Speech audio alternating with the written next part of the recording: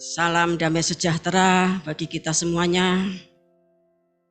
Mari kita mendengarkan firman Tuhan dengan tema Satrio Piningit memimpin panen raya yang dahsyat. Bagian pertama, kita akan membuka kitab Kejadian pasal 37 ayat 3 sampai 11.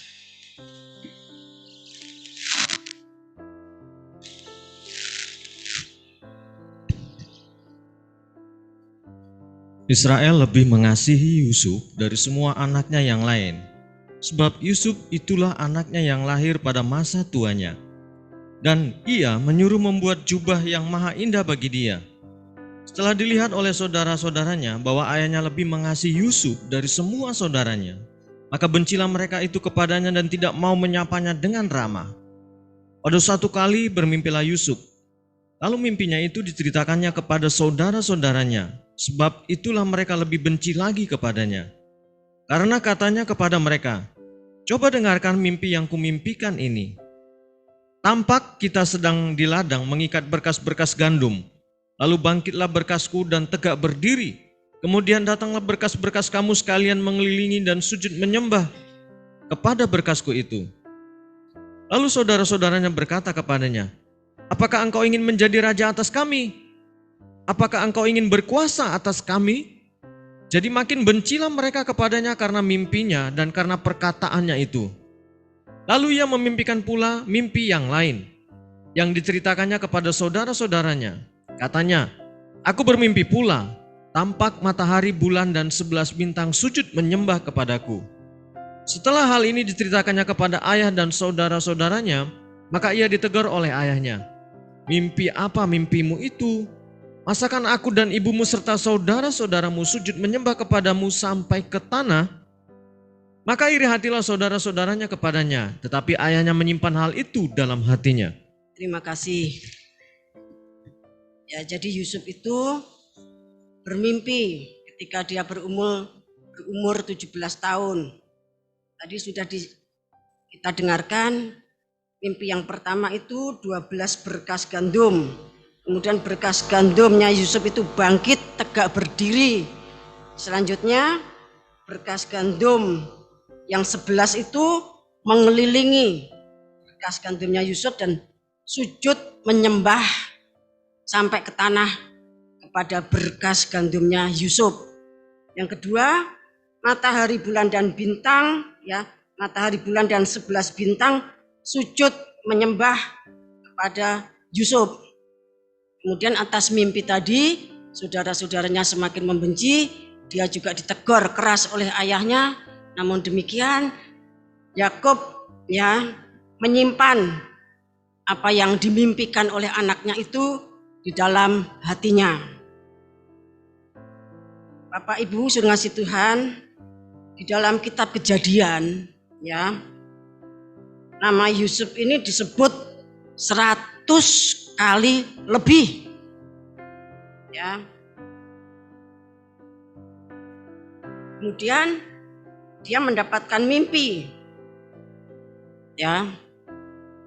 Kemudian setelah dia mendapatkan mimpi, semakin dibenci. Dalam artian diproses semakin berat.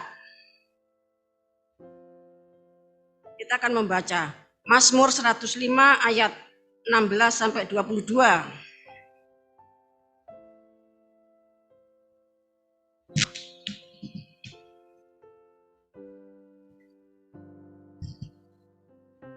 Ketika ia mendatangkan kelaparan ke atas negeri itu dan menghancurkan seluruh persediaan makanan, diutusnyalah seorang mendahului mereka, Yusuf yang dijual menjadi budak. Mereka mengimpit kakinya dengan belenggu, lehernya masuk ke dalam besi. Sampai saat firman-Nya sudah genap dan janji Tuhan membenarkannya, raja menyuruh melepaskannya, penguasa bangsa-bangsa membebaskannya. Dijadikannya dia tuan atas istananya dan kuasa atas segala harta kepunyaannya. Terima kasih. Ya, sampai ayat. Ya, betul. Dilanjutkan ayat 22 kurang 1 ya. Untuk memberikan petunjuk kepada para pembesarnya sekehendak hatinya dan mengajarkan hikmat kepada para tua-tuanya. Terima kasih.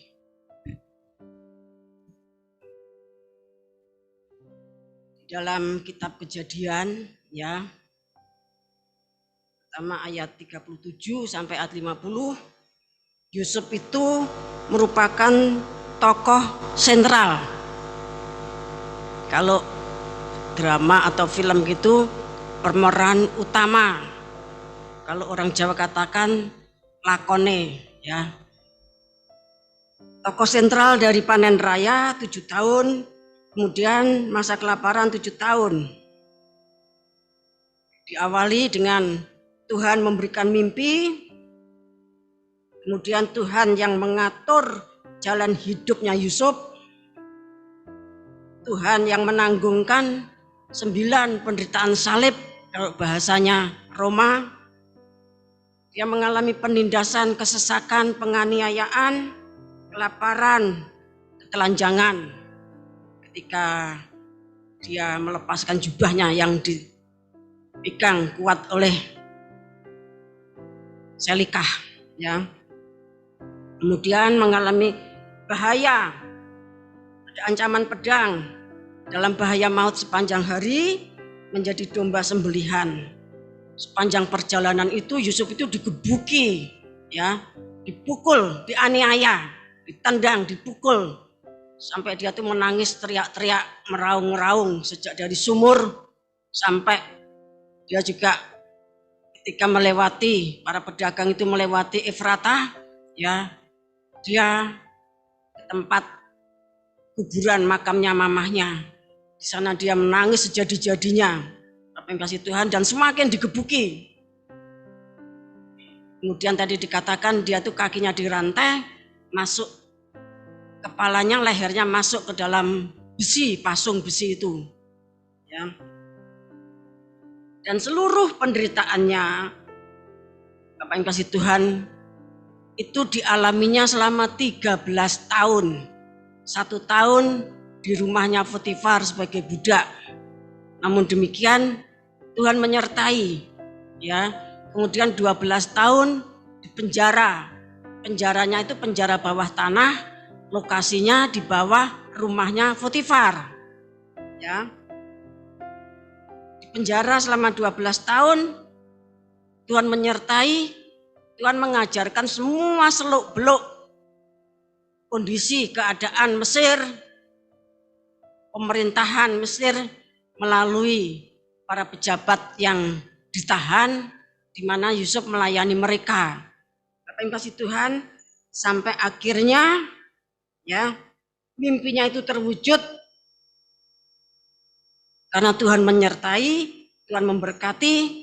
Memang Tuhan yang merancangkan segala sesuatunya, maka Tuhan juga yang melaksanakan di dalam hidupnya Yusuf.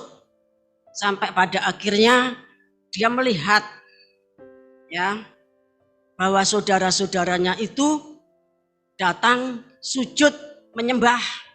Kita baca Kejadian pasal 42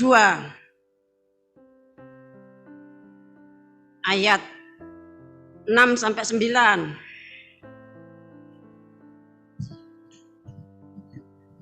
Sementara itu, Yusuf telah menjadi mangku bumi di negeri itu.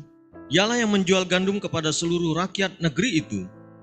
Jadi ketika saudara-saudara Yusuf datang, kepadanya lah mereka menghadap dan sujud dengan mukanya sampai ke tanah. Ketika Yusuf melihat saudara-saudaranya, segeralah mereka dikenalnya. Tetapi ia berlaku seolah-olah ia seorang asing kepada mereka. Ia menegur mereka dengan membentak, katanya, "Dari mana kamu?" Jawab mereka, "Dari tanah Kanaan untuk membeli bahan makanan." Memang Yusuf mengenal saudara-saudaranya itu, tetapi dia tidak dikenal mereka. Lalu teringatlah Yusuf akan mimpi-mimpinya tentang mereka. Berkatalah ia kepada mereka, "Kamu ini pengintai, kamu datang untuk melihat-lihat di mana negeri ini tidak dijaga." Terima kasih. Ya, setelah 13 tahun, kemudian ditambah 7 tahun, ditambah 2 tahun, ya, saudara-saudara Yusuf datang ke Mesir. Pada waktu itu Yusuf itu sudah menjadi mangku bumi. Kalau bahasa Inggrisnya menjadi gubernur, ya. Orang kedua setelah Fir'aun, atau kalau bahasa pemerintahan zaman sekarang, Yusuf itu menjadi perdana menteri, ya, bagi Empire Mesir. Kerajaan dengan sistem parlementer. Kalau ada perdana menteri itu berarti sistem pemerintahnya itu parlementer, ya.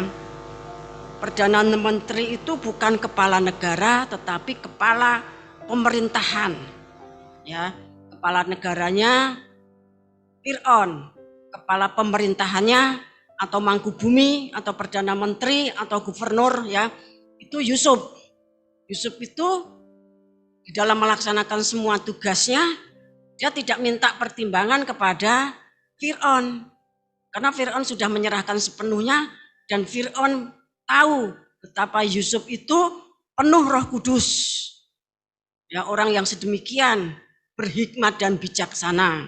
Bapak Ibu kasih Tuhan, ya, setelah 13 tahun maka terjadilah panen raya di Mesir. Kemudian masa kelaparan 7 tahun. Pada masa kelaparan 7 tahun ini justru di Mesir itu panen jiwa. Karena semua orang dari seluruh muka bumi itu datang ke Mesir untuk membeli gandum, ya, untuk membeli gandum. Tahun kedua, ya, setelah 2 tahun, maka saudara-saudaranya datang. Yusuf sudah menjadi perdana menteri, mereka tidak mengenal Yusuf sedemikian dahsyat, ya, sampai 10 saudaranya, karena Benyamin tidak berangkat, ya.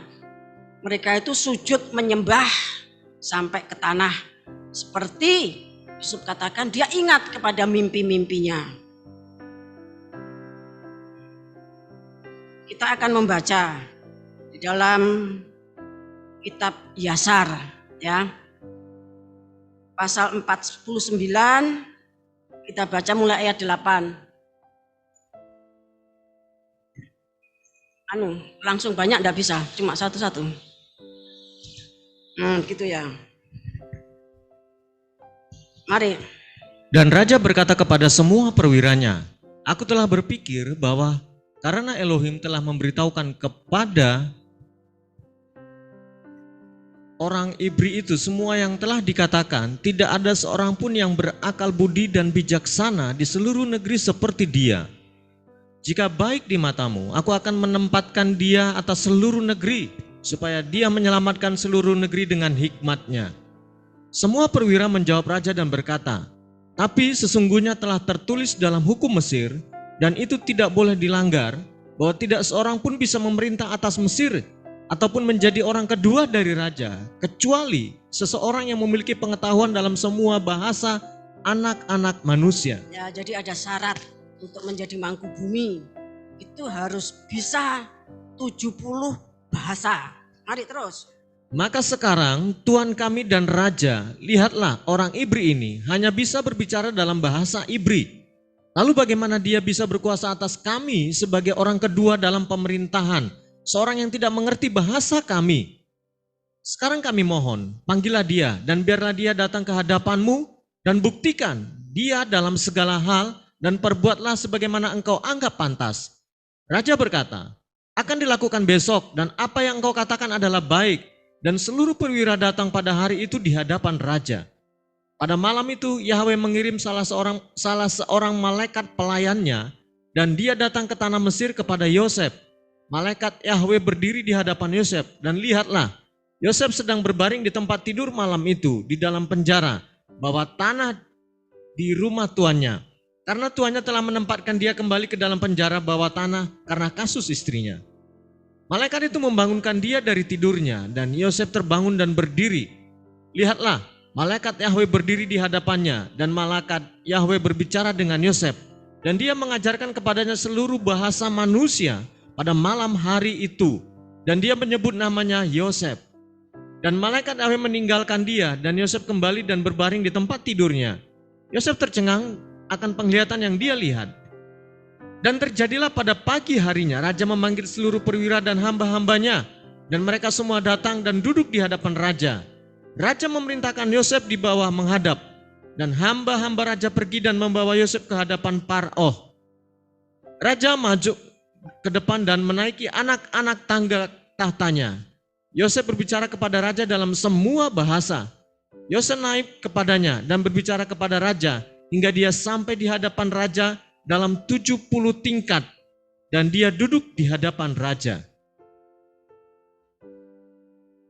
Raja sangat bersuka cita karena Yosef, dan seluruh perwira raja sangat bersuka cita bersama raja ketika mereka mendengar semua perkataan Yosef. Hal ini baik di mata raja dan para perwira untuk menunjukkan Yosef menjadi orang kedua di bawah raja atas seluruh tanah Mesir.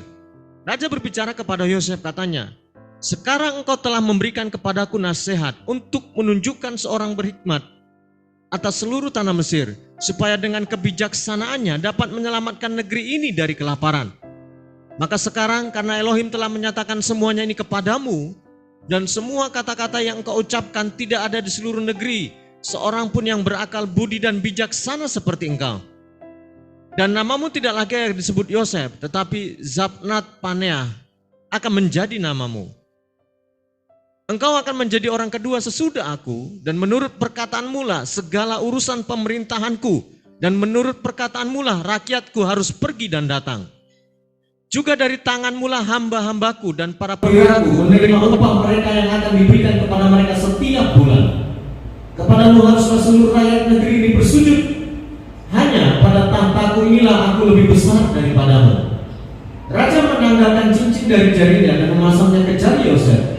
Dan raja memakaikan Yosef pakaian kebesaran, dan dia meletakkan sebuah mahkota emas di atas kepalanya, dan dia mengalunkan rantai emas di lehernya. Dan raja memerintahkan hamba-hambanya, dan mereka menaikkan ke dalam kereta kedua milik raja yang di seberang kereta raja. Dia menaikkannya ke atas kuda besar dan kuat dari antara kuda-kuda raja, dan dituntun melalui jalan-jalan di tanah Mesir. Raja memerintahkan mereka semua yang memainkan rebana, kecapi, dan alat-alat musik lainnya supaya pergi bersama Yosef. 1000 rebana, 1000 meklot, dan 1000 nebalim pergi mengikutinya. 5000 orang laki-laki dengan pedang terhunus yang berkilau-kilauan di tangan mereka, dan mereka pergi berbaris dan memainkan di hadapan Yosef. 20.000 orang kuat milik raja mengenakan ikat pinggang kulit yang dilapisi emas berbaris di sebelah kanan Yosef, dan 20.000 di sebelah kirinya. Seluruh kaum perempuan dan gadis-gadis naik ke atap atau berdiri di jalan sambil bermain dan bersuka cita karena Yosef, dan memandang penampilan Yosef dan keindahannya. Rakyat raja berjalan di depannya dan di belakangnya, menaburkan wangi-wangian di jalan dengan kemenyan dan kayu teja, dan dengan segala jenis wangian yang terbaik, dan menebarkan mur dan gaharu di sepanjang jalan. 20 orang menyerukan kata-kata ini di hadapan seluruh negeri dengan suara nyaring. "Apakah kau lihat orang ini yang dipilih raja untuk menjadi orang kedua? Segala urusan pemerintahan akan diatur oleh dia, dan orang yang melanggar perintahnya atau yang tidak bersujud di hadapannya sampai ke tanah harus mati, karena dia memberontak melawan raja dan orang keduanya." Dan ketika pembawa berita berhenti berbicara, seluruh rakyat Mesir sujud menyembah sampai ke tanah di hadapan Yosef dan berkata, "Hiduplah raja juga orang keduanya." Dan seluruh penduduk Mesir sujud menyembah di sepanjang jalan. Dan ketika pembawa berita mendekati mereka, mereka sujud menyembah, dan mereka bersuka cita dengan segala jenis rebana, mekol, dan nebal di hadapan Yosef. Dan perhatikan ayat 30. Yosef di atas kudanya mengangkat matanya ke surga dan memanggil dan berkata, "Dia membangkitkan orang miskin dari debu. Dia mengangkat orang yang kekurangan dari kotoran. Ya Yahweh Zabot, berbahagialah orang yang percaya kepadamu." Yosef berjalan melintasi seluruh tanah Mesir bersama hamba-hamba, Paroh dan perwira-perwiranya, dan mereka menunjukkan kepadanya seluruh tanah Mesir dan seluruh perbendaharaan harta benda raja. Yosef kembali dan datang pada hari itu ke hadapan Paroh, dan raja memberikan kepada Yosef tanah milik di Mesir, kepemilikan ladang dan kebun anggur, dan raja memberikan kepada Yosef 3.000 talenta perak dan 1.000 talenta emas dan batu oniks dari Pedelium dan banyak hadiah. Pada keesokan harinya raja memerintahkan seluruh rakyat Mesir untuk membawa kepada Yosef persembahan dan hadiah, dan mereka yang melanggar perintah raja harus mati. Mereka mendirikan tempat tinggi di jalan kota, dan mereka membentangkan pakaian-pakaian di sana, Dan setiap orang yang membawa apapun bagi Yosef meletakkannya di tempat tinggi itu. Terima kasih. Ya, ini tadi prosesi pelantikan Yusuf.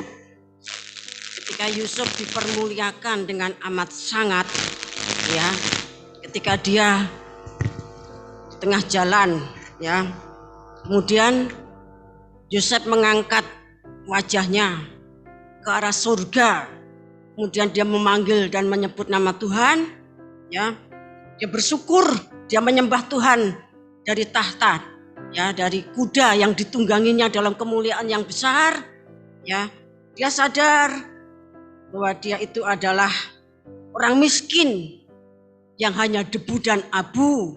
Namun demikian, Tuhan mengangkat orang yang kekurangan dari kotoran, yang mengangkat orang yang hina, yang remeh, ya, untuk dipermuliakan.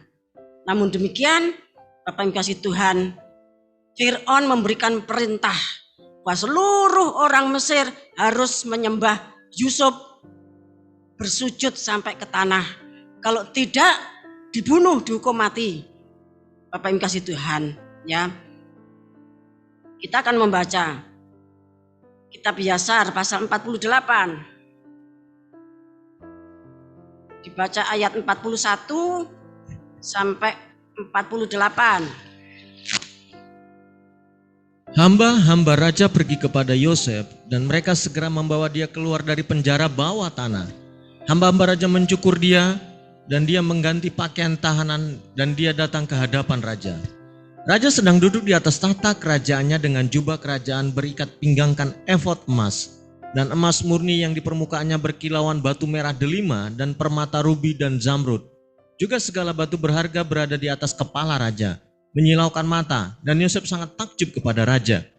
Tahta yang di atasnya raja duduk dilapisi dengan emas dan perak dan batu oniks, dan itu ada 70 tingkat anak tangganya.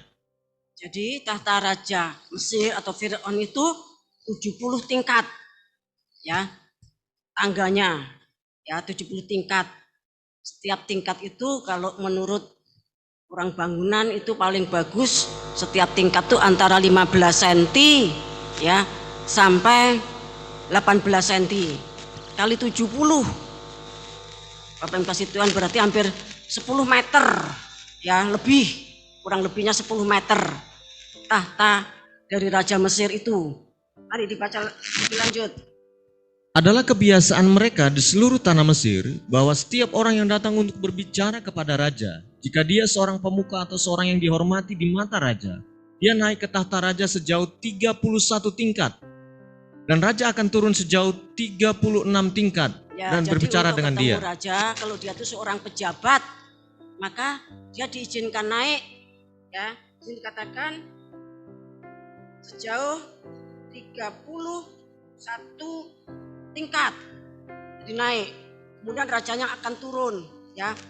Sini katakan 36, 31 ditambah 36, Bapak yang Tuhan, berarti masih ada jarak beberapa tingkat, sekitar 2-3 tingkat.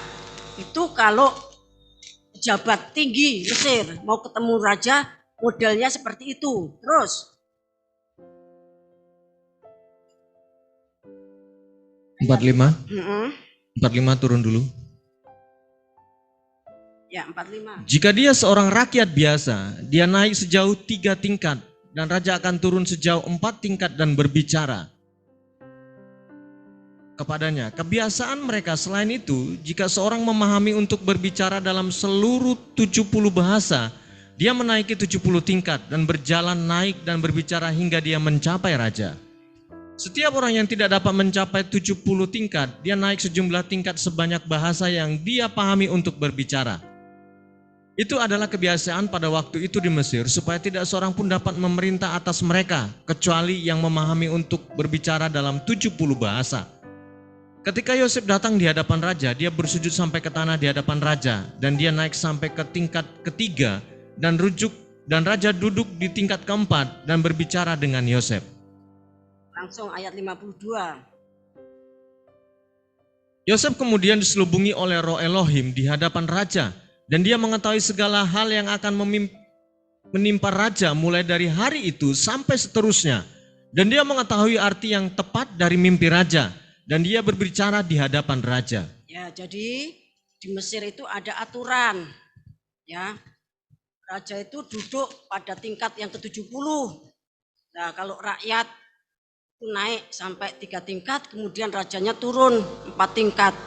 7 berarti ada jarak sekitar 63 tingkat, sehingga raja itu bicara ya dari atas itu keras, rakyatnya bicaranya juga keras karena jaraknya jauh. Nah, kalau pejabat beda, Bapak Ibu kasih Tuhan. Nah, pada waktu Yusuf itu baru keluar dari penjara, dia cuma bisa berbicara bahasa Ibri. Bahasa Ibri itu bahasa Ibrani. Maka dia naik 3 tingkat dan raja turun 4 tingkat. Nah, pada waktu Yusuf itu pertama kali mendengarkan mimpinya Raja Fir'aun, kemudian menerjemahkan, memaknai, maka pada saat itu juga Yusuf itu dikuasai Roh Kudus. Sehingga pada waktu itu juga dia tuh bisa mengerti semua makna ya dari mimpinya raja. Jadi Bapak Ibu kasih Tuhan, kalau seseorang itu sedang dikuasai Roh Kudus, maka dia itu mempunyai pengetahuan Tuhan. Tuhan itu menunjukkan apa yang harus dibicarakan. Ya. Bapak Ibu yang kasih Tuhan, ya. Tadi kita membaca di dalam kitab Yasar. Kitab Yasar itu kalau saudara membaca, ya itu juga disebut kitab orang jujur. Itu menjadi referensi di dalam Yosua pasal 10 ayat 13, kemudian 2 Samuel pasal 1 ayat 18. Cerita di situ itu referensinya kitab Yasar ya. Kitab Yasar itu kitab orang jujur. Nah, di sini diceritakan kemuliaan pelantikan Yusuf. Ya.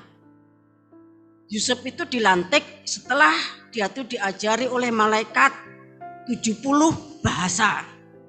70 bahasa itu sesuai dengan 70 bangsa anak-anaknya Sem, Ham, dan Yafet yang kemudian tersebar setelah kasus Menara Babel. 70 bangsa yang mula-mula.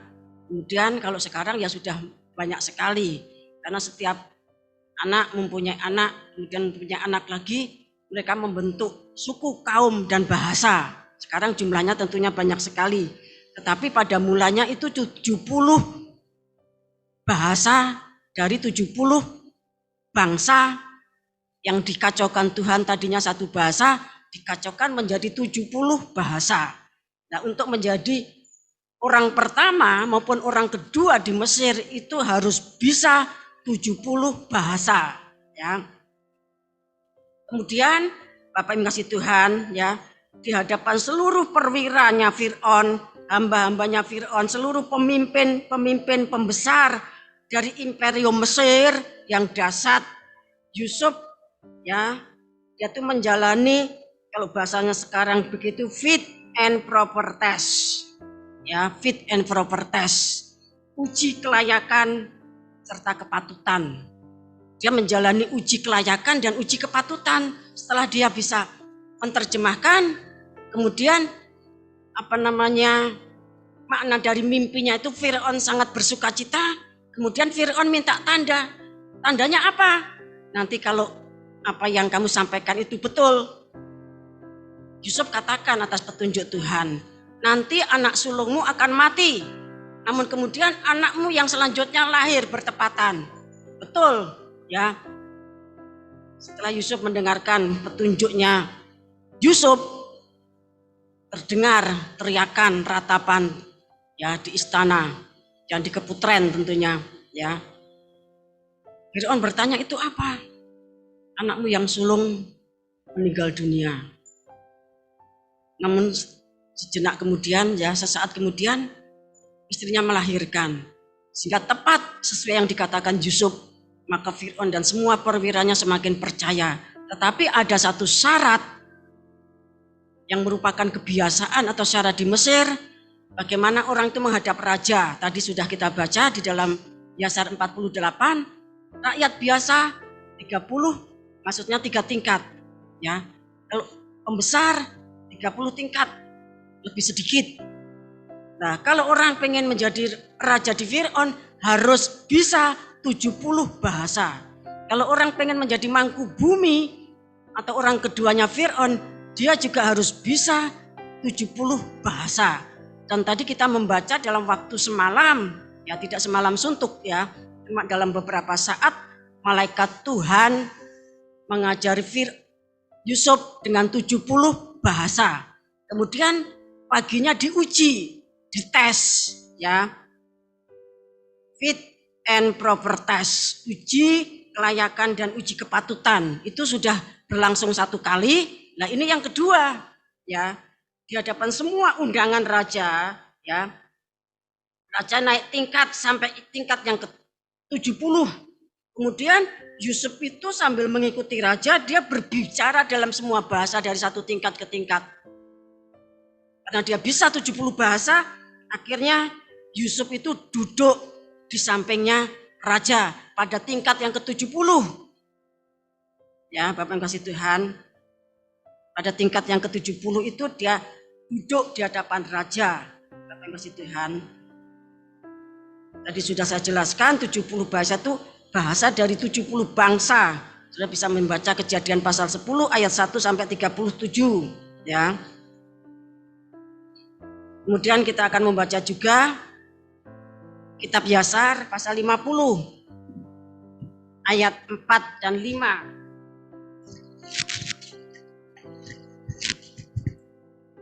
Dan Paroh mengirim Yosef beserta orang-orang gagah perkasa dan pasukan yang ada bersamanya dan juga orang-orang perkasa dari rumah raja. Mereka pergi ke tanah Kafila kepada Bani Ismail untuk menolong mereka melawan Bani Tarsih, dan Bani Ismail berperang dengan Bani Tarsih, dan Yosef memukul orang-orang Tarsih dan dia menaklukkan seluruh negeri mereka. Bani Ismail tinggal di sana sampai hari ini. Ya, ini ceritanya Bani Tarsis itu menyerang Bani Ismail.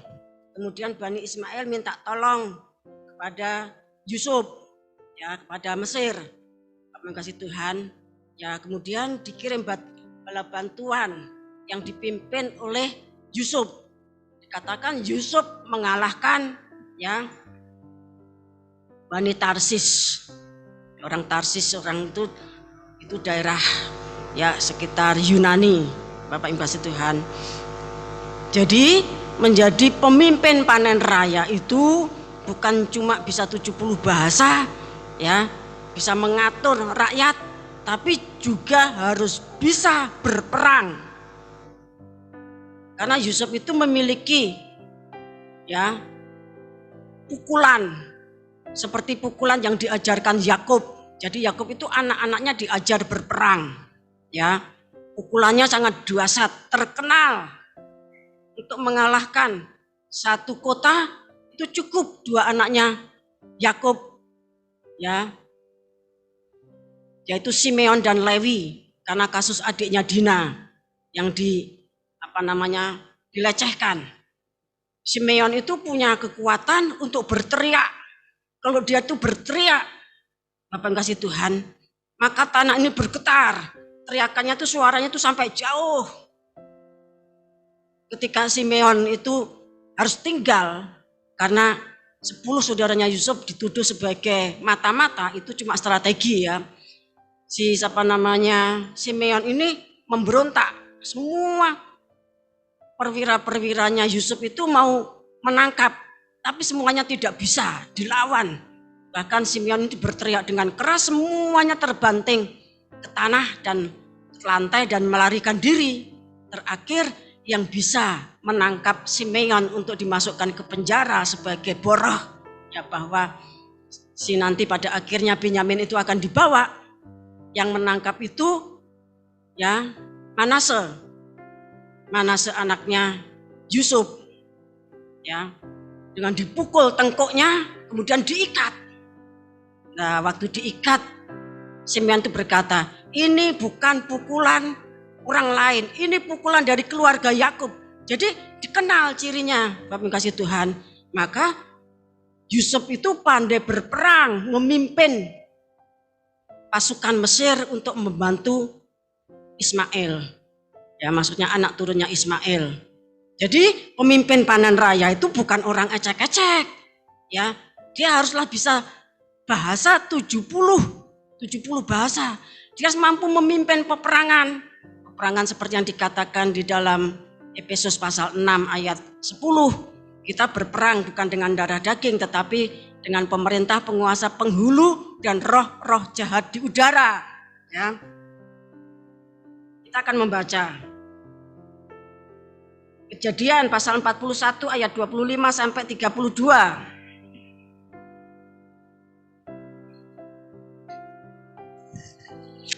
Kejadian 41 ayat 25 sampai 32. Lalu kata Yusuf kepada Firaun, kedua mimpi tuanku Firaun itu sama. Allah telah memberitahukan kepada tuanku Firaun apa yang hendak dilakukannya. Ketujuh ekor lembu yang baik itu ialah 7 tahun, dan ketujuh bulir gandum yang baik itu ialah 7 tahun juga. Kedua mimpi itu sama. Ketujuh ekor lembu yang kurus dan buruk yang keluar kemudian maksudnya 7 tahun. Demikian pula ketujuh bulir gandum yang hampa dan layu oleh angin timur itu, maksudnya akan ada 7 tahun kelaparan. Inilah maksud perkataanku ketika aku berkata kepada tuanku Firaun, Allah telah memperlihatkan kepada tuanku Firaun apa yang hendak dilakukannya. Ketahuilah tuanku, akan datang 7 tahun kelimpahan di seluruh tanah Mesir. Kemudian akan timbul 7 tahun kelaparan. Maka akan dilupakan segala kelimpahan itu di tanah Mesir, karena kelaparan itu mengurus keringkan negeri ini. Sesudah itu akan tidak kelihatan lagi bekas-bekas kelimpahan di negeri ini karena kelaparan itu. Sebab sangat hebatnya kelaparan itu. Sampai 2 kali mimpi itu diulangi bagi tuanku Firaun. Berarti hal itu telah ditetapkan oleh Allah dan Allah akan segera melakukannya. Terima kasih. Ya, jadi Tuhan itu juga berbicara kepada orang di luar Israel. Seperti Tuhan berbicara kepada orang Majus. Ya, peristiwa panen raya dan 7 tahun kelaparan itu yang menerima Raja Mesir, Fir'aun, penyembah berhala. Ya, dan yang memaknai adalah Yusuf yang menyembah Elohim. Ya, apa yang kasih Tuhan. Jadi mimpinya jelas 2 kali, berarti hal itu sudah ditetapkan oleh Tuhan. Bahwa akan terjadi 7 tahun kelimpahan atau panen raya dan 7 tahun kelaparan. Kemudian kita beralih kepada skema kitab Wahyu. Ya, skema kitab Wahyu yang menggambarkan tentang adanya waktu 14 tahun sebelum kiamat. Jadi skema kitab Wahyu itu ya dari awal sampai akhir itu terjadi dalam waktu 14 tahun sebelum kiamat. Ya. Skema kitab Wahyu ini diberikan dan diajarkan di dalam Dewan Musyawarah Tuhan. Yeremia pasal 23 ayat 16 dan selanjutnya. Ya. Ketetapan waktu dari skema kitab Wahyu ini itu berpolakan kepada mimpinya Fir'aun yang diberi oleh Tuhan. Ya, jadi skema kitab Wahyu ini untuk ketetapan masa itu polanya adalah mimpinya Fir'aun. 7 tahun panen raya dan 7 tahun kelaparan besar. Ya. Sedangkan peristiwa-peristiwanya yang terjadi itu tidak seperti pada zamannya Yusuf. Jadi yang dipakai itu cuma waktunya 7 tahun dan 7 tahun. Sedangkan peristiwanya tidak seperti pada zamannya Yusuf. Karena pada zamannya Yusuf panen itu panen gandum. Ya. Sedangkan skema kitab Wahyu tentunya bukan sekedar panen gandum. Kalau panen gandum setiap saat Ukraina itu ya merupakan lumbung roti untuk Eropa dan untuk negara-negara lain. Ya. Namun demikian karena perang ya tentunya orang tidak bisa nanam gandum sehingga terjadi masalah. Roti banyak kehabisan bahan. Ya, Bapak Ibu kasih Tuhan, skema kitab Wahyu itu diberikan dan diajarkan dalam Dewan Musyawarah Tuhan. 7 tahun pertama panen raya itu merupakan panen raya invisible. invisible itu artinya ya, panen raya itu terjadi di dalam alam setelah perubahan tirai daging. Alam setelah perubahan tirai daging itu tentunya ruang maha suci. Sesuai dengan jiwa dari kitab Wahyu. Kitab Wahyu itu punya jiwa tabernakel ruang maha suci. Ya, jadi panen raya invisible itu terjadi di dalam alam setelah perubahan tirai daging atau alam roh. Ya, Allah itu roh adanya. Yohanes pasal 4 ayat 23 dan 24. Ya. Jadi kalau kita berbicara tentang Tuhan, tentang Allah, maka itu kita berbicara tentang dunia gaib. Dunia gaib itu bukan melulu bicara setan, ya. Dunia gaib itu dunia alam roh. Alamnya Allah yang adalah roh, ya. Itu dunianya para malaikat. Ya, kemudian dunianya setan-setan yang adalah malaikat yang jatuh, ya, dan roh-roh jahat. Jadi panen raya invisible itu terjadi di dalam alam roh. Dilakukan oleh manusia setelah perubahan tirai daging, oleh Allah yang ada roh, oleh para malaikat, kemudian tubuh astral dari Satrio Piningit. Itu panen raya invisible. Ya, yang di depan itu yang tidak ada gambarnya apa-apa itu cuma tulisan panen raya 7 tahun. Nah, kemudian 7 tahun yang kedua yang adalah 3,5 tahun panen raya visible. Ya, sekalipun itu masa praaniaya, tapi itu merupakan panen raya visible, bukan panen gandum, tapi panen jiwa. Apa yang kasih Tuhan?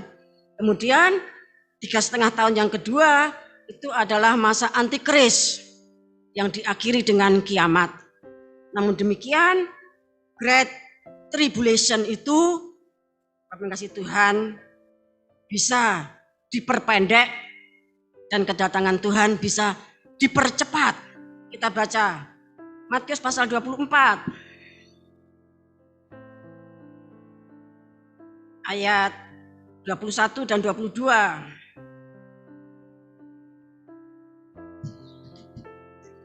Yesus menjawab mereka, "Aku berkata kepadamu." Itu Matius berapa? 21. Matius 24 ayat 21.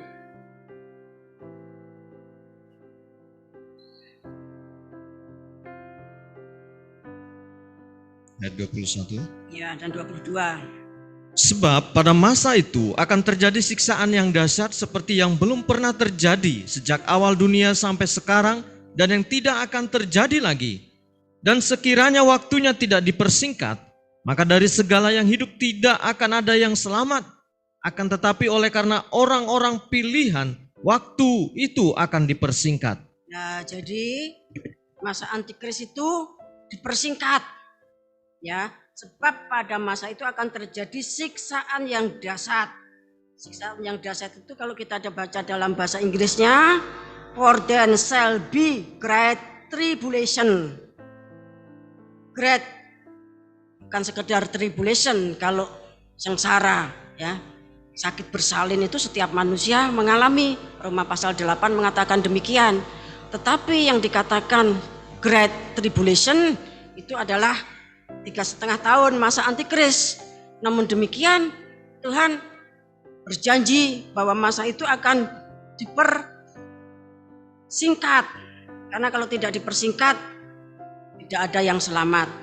Kemudian kita akan baca 2 Petrus pasal 3 ayat 19.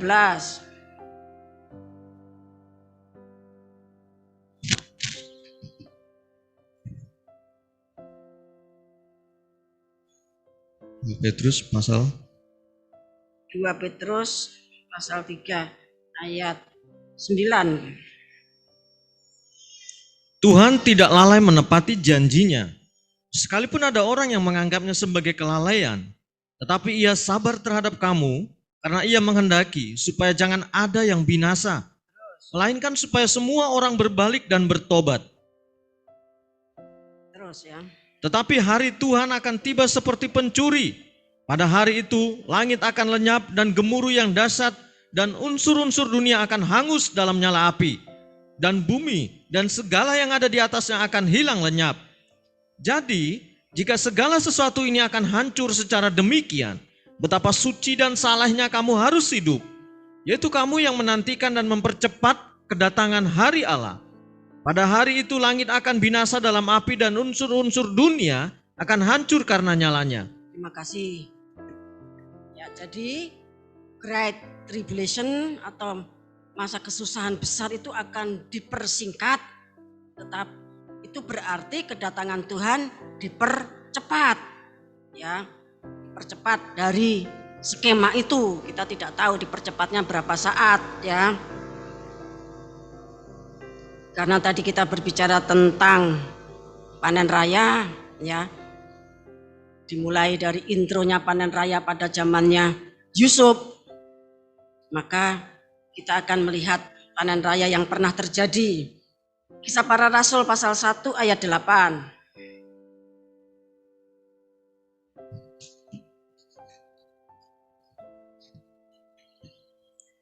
Tetapi kamu akan menerima kuasa kalau Roh Kudus turun ke atas kamu, dan kamu akan menjadi saksiku di Yerusalem dan di seluruh Yudea dan Samaria dan sampai ke ujung bumi. Ya, jadi panen raya perdana, perjanjian baru, panen raya jiwa, ya, itu terjadi.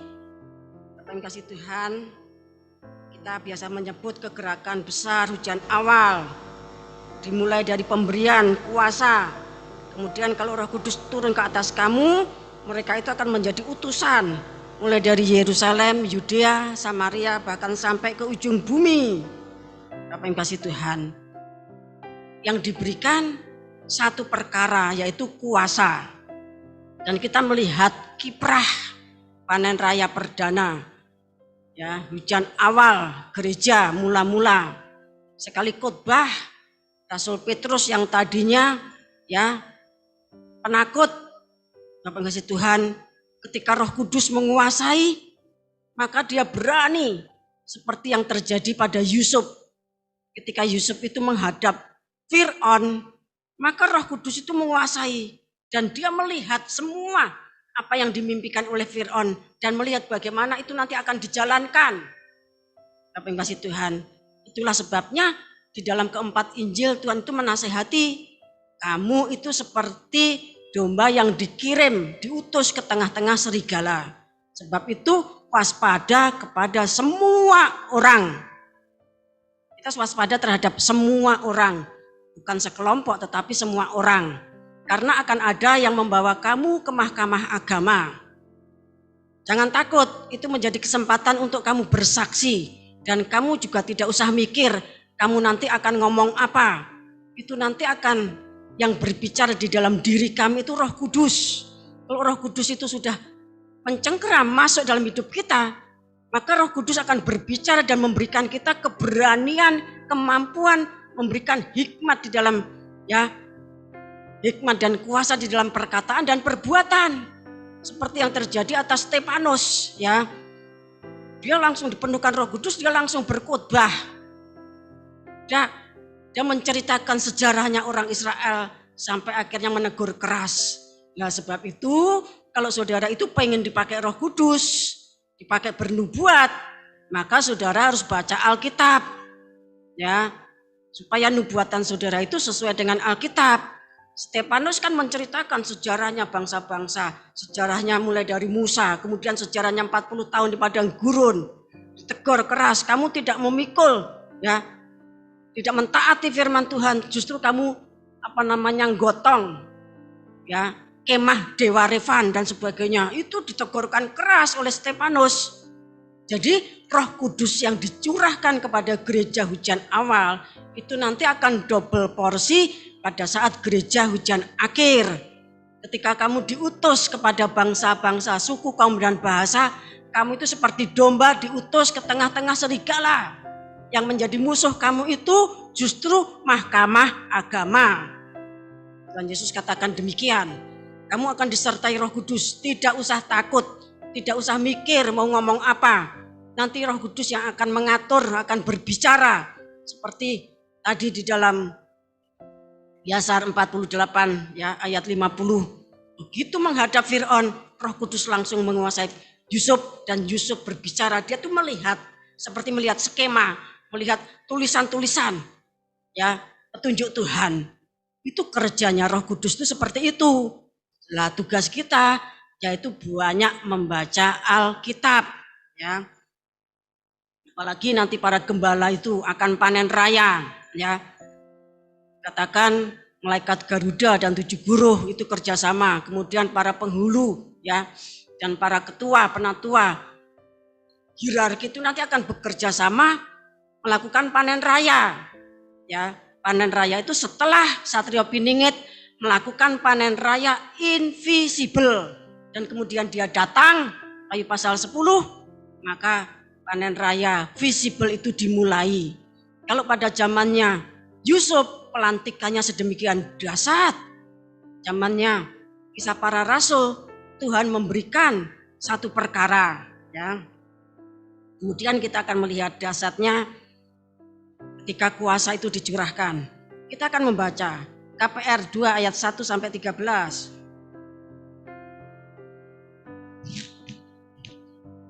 Ini saat pencurahan Roh Kudus. Pentakosta. Ketika tiba hari Pentakosta, semua orang percaya berkumpul di satu tempat.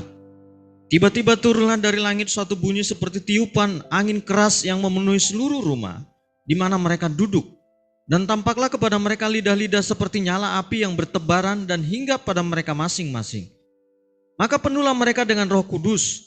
Lalu mereka mulai berkata-kata dalam bahasa-bahasa lain, seperti yang diberikan oleh Roh itu kepada mereka untuk mengatakannya. Waktu itu di Yerusalem, diam orang-orang Yahudi yang saleh dari segala bangsa di bawah kolong langit. Ketika turun bunyi itu, berkerumunlah orang banyak. Mereka bingung karena mereka masing-masing mendengar rasul-rasul itu berkata-kata dalam bahasa mereka sendiri. Mereka semua tercengang-cengang dan heran, lalu berkata, "Bukankah mereka semua yang berkata-kata itu orang Galilea? Bagaimana mungkin kita masing-masing mendengar mereka berkata-kata dalam bahasa kita sendiri, yaitu bahasa yang kita pakai di negeri asal kita? Kita orang Partia, Media, Elam, penduduk Mesopotamia, Yudea, dan Kapodokia, Pontus, dan Asia, Frigia, dan Pamfilia, Mesir, dan daerah-daerah Libya yang berdekatan dengan Kirene, pendatang-pendatang dari Roma, baik orang Yahudi maupun penganut agama Yahudi, orang Kreta, dan orang Arab, kita mendengar mereka berkata-kata dalam bahasa kita sendiri tentang perbuatan-perbuatan besar yang dilakukan Allah.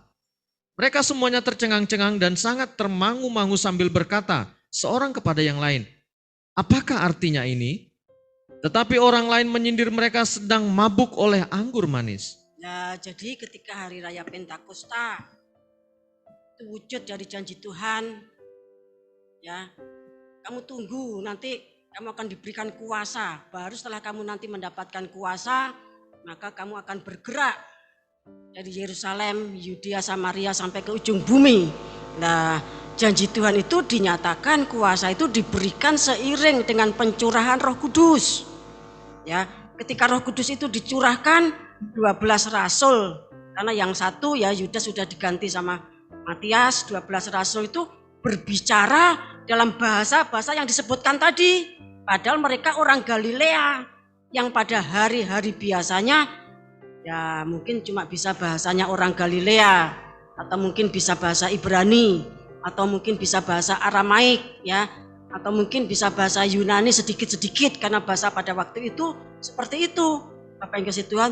Tapi mereka ketika mereka tuh kepenuhan Roh Kudus, mereka berbicara dengan bahasa-bahasa yang tadi sudah disebutkan sehingga orang tuh pada bingung. Mereka kan orang Galilea. Kita mendengarkan mereka berbicara dalam bahasa kita masing-masing. Ada yang berbicara bahasa Arab tadi dikatakan, ya.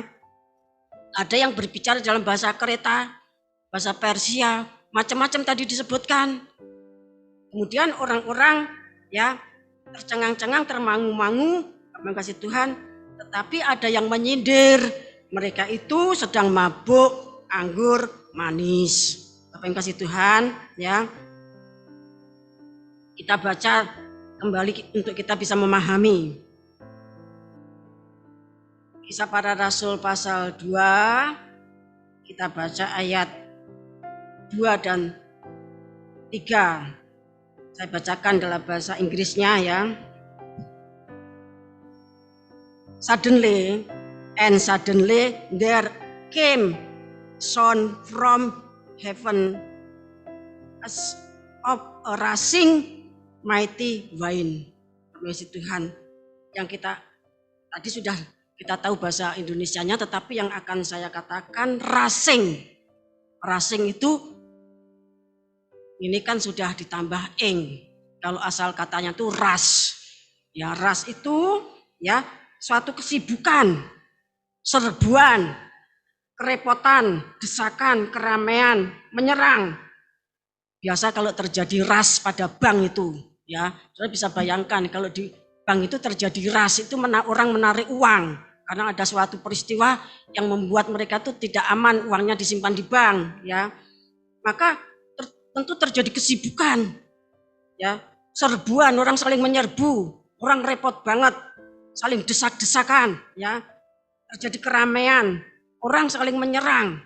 Itu peristiwa, ya, ketika suara itu maksudnya ya tiupan angin yang keras, bukan angin yang lembut, tetapi tiupan angin yang keras seperti ya kerasnya bank itu rushing, mighty wind itu artinya tiupan angin yang keras, yang dahsyat. Berarti suasananya itu begitu hiruk pikuk. Setelah itu Bapak yang kasih Tuhan, ya, rasul-rasul yang 12 tadi berkata-kata dalam bahasa-bahasa yang banyak tadi. Kalau saudara sedang meditasi kemudian merenungkan peristiwa Pantekosta, tentu saudara akan mendapatkan gambaran, ya. Peristiwa Pantekosta itu sangat ribut, kacau. Ya, kacau karena yang satu bahasa berbicara bahasa Arab. Yang lainnya Bapak yang kasih Tuhan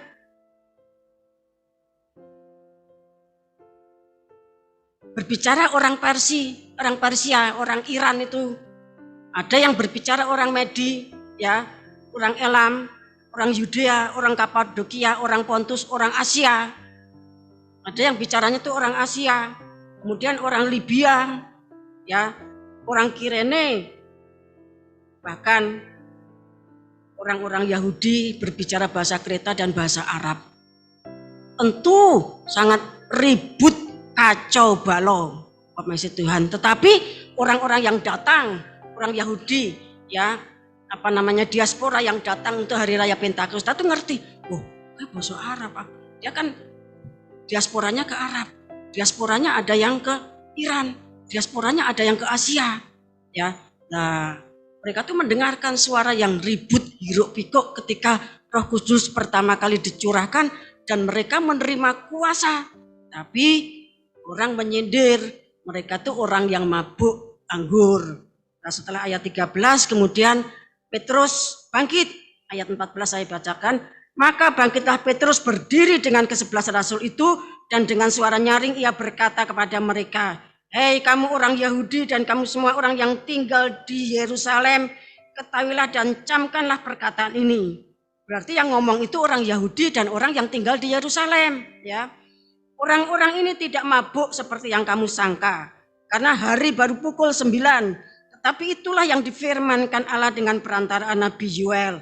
Akan terjadi pada hari-hari terakhir, demikianlah firman Tuhan Allah, bahwa aku akan mencurahkan rohku ke atas semua manusia.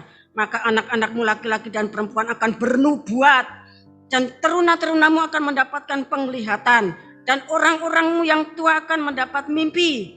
Juga ke atas hamba-hambaku laki-laki dan perempuan akan kucurahkan rohku pada hari-hari itu dan mereka akan bernubuat.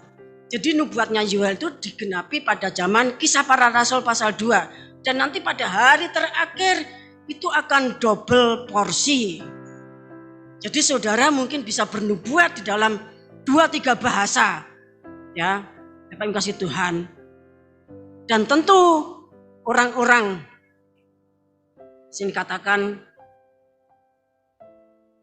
orang-orang Yahudi dan orang-orang Yerusalem yang belum percaya kepada Tuhan Yesus Kristus akan mengatakan, kamu ini orang gila, kamu ini mabuk anggur, kamu ini perempuan dursila, seperti yang dituduhkan Imam Eli kepada Hana, mamahnya Samuel. Padahal dia tuh sedang berbahasa roh, ya, mencurahkan kesedihan hatinya, Bapak yang kasih Tuhan. Jadi ini gambaran tentang kalau kuasa itu dicurahkan, ya.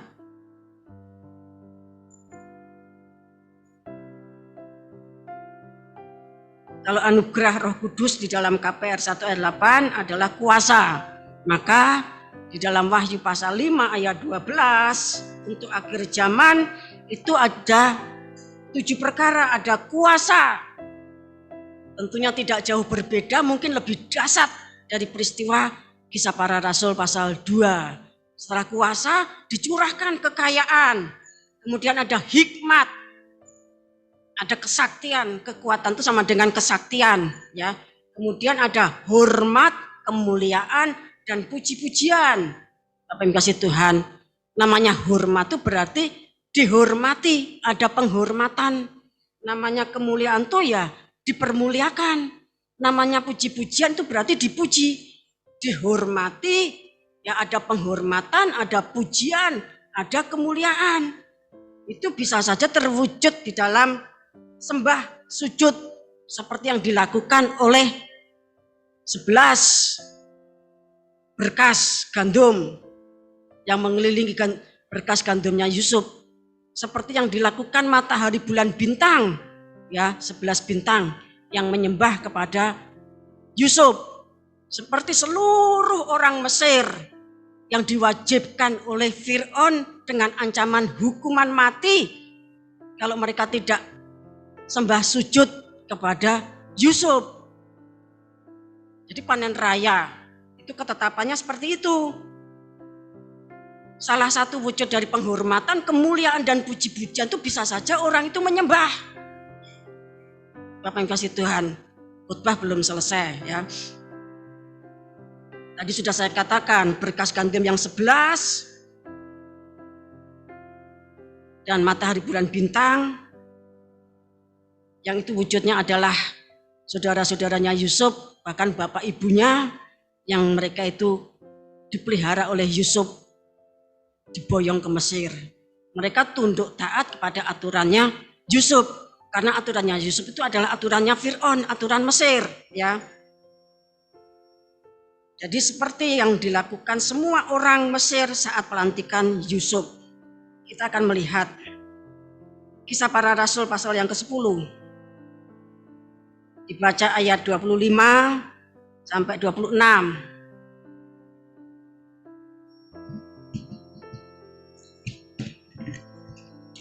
Ketika Petrus masuk, datanglah Kornelius menyambutnya dan sambil tersungkur di depan kakinya, ia menyembah Petrus. Tetapi Petrus menegakkan dia, katanya, bangunlah, aku ini hanya manusia saja. Ya, jadi dalam kisah maksudnya dalam Kisah Para Rasul dalam Perjanjian Baru itu juga ada kasus, ya, karena Petrus itu sebagai hamba Tuhan, dia tidak diutus dari mahkamah agama orang Yahudi, dia bebas, ya, melayani. Maka ketika hendak disembah oleh Kornelius, dia menolak.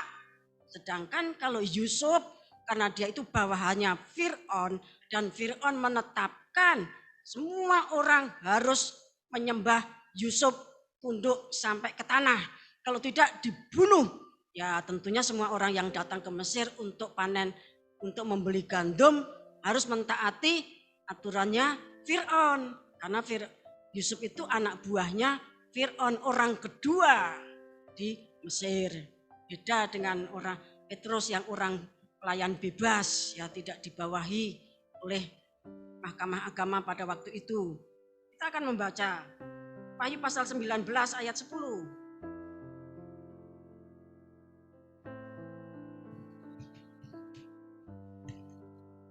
Maka tersungkurlah aku di depan kakinya untuk menyembah dia.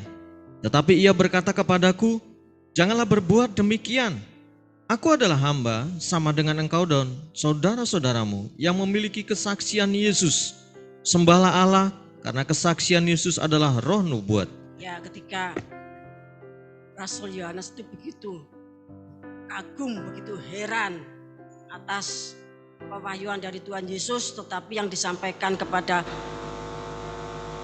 Yohanes ya, itu melalui malaikatnya. Lah saking kagumnya Yohanes itu mau menyembah, tapi malaikat itu mengatakan jangan menyembah karena kita sama-sama saudara, kita sama-sama hamba.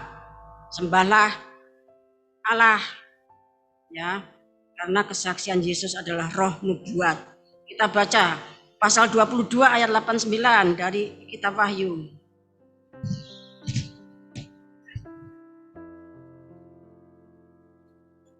Dan aku, Yohanes, akulah yang telah mendengar dan melihat semuanya itu. Dan setelah aku mendengar dan melihatnya, aku tersungkur di depan kaki malaikat yang telah menunjukkan semuanya itu kepadaku untuk menyembahnya. Tetapi ia berkata kepadaku, jangan berbuat demikian. Aku adalah hamba sama seperti engkau dan saudara-saudaramu, para nabi, dan semua mereka yang menuruti segala perkataan kitab ini. Sembahlah Allah. Lalu ia berkata kepadaku, jangan memeteraikan perkataan-perkataan nubuat dari kitab ini, sebab waktunya sudah dekat. Terima kasih Bapak Ibu sedang kasih Tuhan. Jadi ya, ada sembah kepada Tuhan. Itu sembah vertikal. Ya, ada sembah kepada Tuhan. Itu sembah vertikal. Menyembah kepada Tuhan pun ada aturannya, ya. Supaya kita menyembah dalam roh dan kebenaran, ya. Di satu saat saya jelaskan. Kemudian ada sembah horizontal. Ada sembah vertikal. Vertikal itu ke atas. Seperti Yusuf di atas kudanya yang kuat, dia menengadah ke langit dan dia memanggil dan berseru, mengucapkan syukur. Dia sadar dia itu hanya debu dan abu, orang yang berasal dari kotoran, tapi dipermuliakan Tuhan setelah diproses 13 tahun. Jadi dia melakukan sembah vertikal, ya. Namun demikian ada juga sembah horizontal yang biasa berlaku di tengah-tengah kerajaan, pemerintahan, yang berlaku di tengah-tengah masyarakat. Sembah kepada raja-raja di bumi, ya. Sembah kepada imam besar, itu kalau orang Israel, ya. Ada juga sembah sungkem kepada orang tua. Itu bukan sembah vertikal, tetapi itu sembah horizontal, ya. Sembah sungkem, ya. Itu kepada orang tua atau orang yang dihormati, yang dianggap tua, itu bisa mendahului ya surat, ya introduce sebelum ada WA, HP dan sebagainya. Orang itu berkirim surat, maka sembah sungkem kagem ibu, pokok ya, promo ibu dan sebagainya. Ada sembah vertikal itu khusus kepada Tuhan Yesus Kristus, Allah yang Esa. Sembah horizontal itu kepada raja-raja, pada sultan. Kalau saudara datang ke tempatnya sultan, saudara tidak melakukan laku dodok, kemudian saudara tidak melakukan sembah sungkem, saudara dianggap bukan orang Jogja, orang kurang ajar, ya. Kemudian ada sembah sungkem kepada orang tua. Kalau orang menikah itu sungkeman, ya dikatakan demikian. Jadi Bapak Ibu kasih Tuhan, manusia yang diurapi Roh Kudus itu tahu peruntukannya masing-masing. Kalau saudara nanti nyuruh godo, tidak mau menghormati kepada orang tua, waktu menikah tidak mau sungkeman, saudara dikatakan orang tidak tahu adat. Orang tua kok disembah? Ya ini sembah horizontal sebagai penghormatan, Bapak Ibu kasih Tuhan, ya. Jadi saudara tahu ya, menempatkan bagaimana hal itu nanti harus diberlakukan. Kalau nanti kita ke gerakan internasional, kita datang ke tempatnya Ratu Elizabeth di Inggris, sudah tidak melakukan penghormatan seperti yang merupakan peraturan di sana, ya kita tidak akan berbicara tentang akhir zaman. Bapak yang kasih Tuhan. Jadi begitu dahsyatnya kemuliaan saat Yusuf pengelola panen raya di Mesir itu dilantik. Satu hal yang Tuhan berikan, ya, kuasa. Demikian juga pada saat kegerakan hujan awal, kuasa Roh Kudus. Tetapi kegerakan hujan akhir akan disertai dengan kuasa, kekayaan, hikmat, kesaktian, ya, hormat, kemuliaan dan puji-pujian. Nah, setelah nanti kita manfaatkan, tiba saatnya akan memasuki kegerakan kuda putih, Wahyu pasal 5 ayat 12, semuanya diserahkan kepada anak domba. Akhirnya kuasa itu punyanya anak domba, kekayaan itu miliknya anak domba, hikmat, kesaktian itu miliknya anak domba, penghormatan, kemuliaan, puji-pujian, sembah itu miliknya anak domba. Seperti yang dilakukan Yusuf di atas kuda tunggangan di tengah-tengah arakan pelantikan yang penuh kemuliaan. Kiranya Roh Kudus memberikan pemahaman kepada kita semuanya sehingga kita bisa menaruh segala sesuatunya secara tepat, ya. Tidak melanggar aturan surga, juga tidak melanggar aturan di bumi karena kita masih hidup di bumi.